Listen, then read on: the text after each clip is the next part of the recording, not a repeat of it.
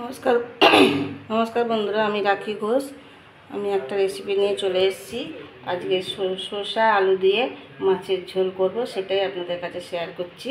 কড়ায় তেল বসিয়ে দিয়েছি, আমার মাছটা ভাজা হয়ে গেছে অফ ক্যামেরায়। আর তেলটা আছে, এই তেলের মধ্যেই আমি রান্নাটা করব। এই তেলের মধ্যে আমি একটু শুকনো লঙ্কা আর হাতে ঘষে একটু তেল দিয়ে দিলাম। যদি বন্ধুরা আমি তেলের মধ্যে আলুটা দিয়ে দিচ্ছি। দেখুন বন্ধুরা, আমি এর মধ্যে আলু, পেঁয়াজ, টমেটো সব দিয়ে দিচ্ছি।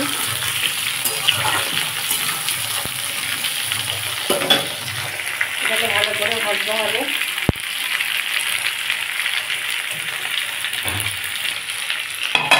একটু চাপা দিয়ে দেবো, চাপা দিলে ভালো ভাজা হবে, একটু সেদ্ধ হয়ে যাবে।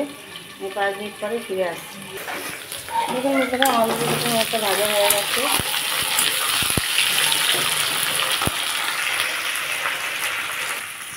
শসাগুলো দিয়ে দিয়েছি।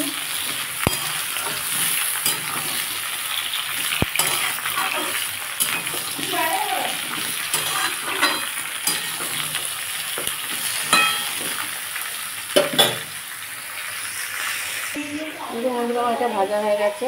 আমি এর মধ্যে আদা রসুন বাটা দিয়ে দেবো।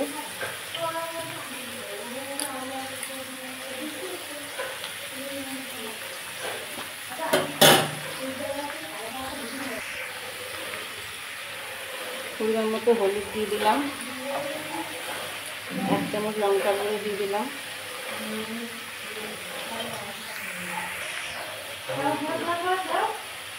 পরিমাণ মতো নুন দিয়ে দিলাম। দিয়ে এটাকে আমি ভালো করে কষে নেবো।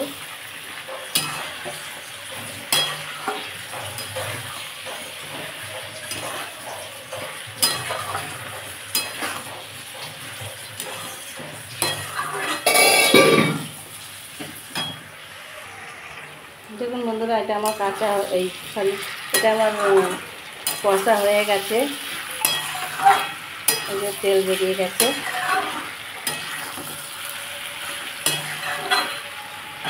এর মধ্যে জল দিয়ে দেবো। জল দিয়ে দিলাম।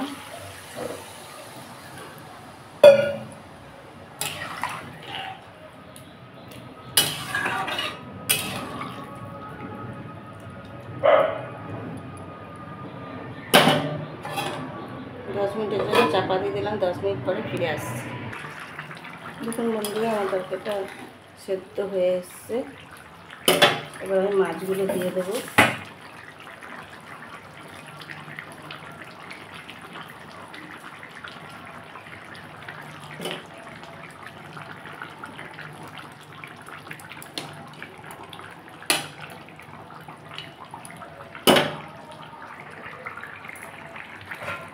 আমি আবার একটু চাপা দিয়ে দেবো।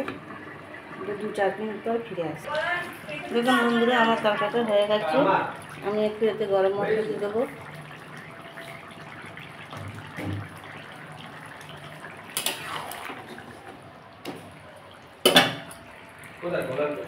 গরম মশলা দিয়েছি, এবার একটু চাপা দিয়ে দিই। তারপরে বাটিতে সার্ভ করে দেখাবো। দেখুন বন্ধুরা, আমার শসা দিয়ে আলু দিয়ে কাটা পোনা মাছের ঝোলটা রেডি হয়ে গেছে। ভালো লাগলে লাইক করবেন, সাবস্ক্রাইব করবেন। পুরনো বন্ধুদের অসংখ্য ধন্যবাদ ও ভালোবাসা দিয়ে আমার ভিডিওটা এখানেই শেষ করলাম।